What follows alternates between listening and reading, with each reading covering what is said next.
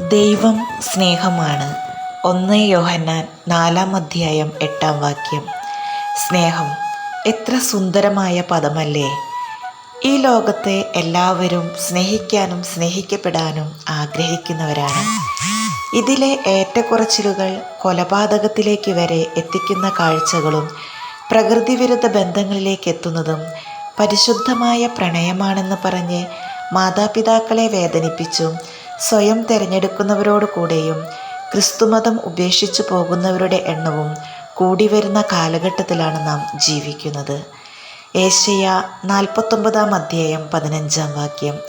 മുല കുടിക്കുന്ന കുഞ്ഞിനെ അമ്മയ്ക്ക് മറക്കാനാവുമോ? പുത്രനോട് പെറ്റമ്മ കരുണ കാണിക്കാതിരിക്കുമോ? അവൾ മറന്നാലും ഞാൻ നിന്നെ മറക്കുകയില്ല. അമ്മയുടെ സ്നേഹം അമ്മിഞ്ഞപ്പാൽ നുകരാനായി നെഞ്ചോട് ചേർക്കുമ്പോൾ, അമ്മയുടെ ചൂടേറ്റ് പാൽ നുകരുമ്പോൾ അമ്മയുടെ മുഖത്തേക്ക് നോക്കും കുഞ്ഞ്. കുറച്ചു ദിവസത്തിനുള്ളിൽ സ്വന്തം അമ്മയുടെ സ്നേഹവും സ്വരവും കുഞ്ഞ് തിരിച്ചറിയുന്നു. അതിനേക്കാൾ ഉപരിയായി നമ്മെ സ്നേഹിക്കുന്ന ഒരു ഈശോയുണ്ട്. ആ ഈശോയുടെ സ്നേഹവും തലോടലും എനിക്കും നിനക്കും തിരിച്ചറിയാൻ സാധിക്കുന്നുണ്ടോ? സ്നേഹം കുറയുന്നിടത്ത് പരാതികൾ ഉയരുന്നു. സ്നേഹം ഉള്ളിടത്ത് സ്നേഹം സകലതും ക്ഷമിക്കുന്നു.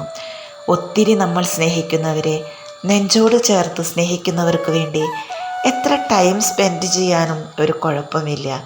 എത്ര സംസാരിച്ചാലും മതി വരുന്നില്ല. ഓരോ നിമിഷവും അവരുടെ കൂടെയാകാനും ഒന്ന് കാണാനും ആഗ്രഹിക്കുന്നവരല്ലേ നാം ഓരോരുത്തരും. ഇതിനേക്കാൾ അധികമായി എന്നെയും നിന്നെയും സ്നേഹിക്കുന്ന ഈശോയോട് സംസാരിക്കാനും സ്നേഹിക്കാനും നെഞ്ചോട് ചേർക്കാനും ആത്മാർത്ഥമായി ഈശോയെ ഞാൻ നിന്നെ സ്നേഹിക്കുന്നു എന്ന് പറയാനും എത്ര ടൈം നമ്മൾ സ്പെൻഡ് ചെയ്യുന്നുണ്ട്? ഈ ലോകത്തിലുള്ളതിനേക്കാൾ കൂടുതൽ ഈശോയെ സ്നേഹിക്കാൻ എനിക്കും നിനക്കും സാധിക്കട്ടെ.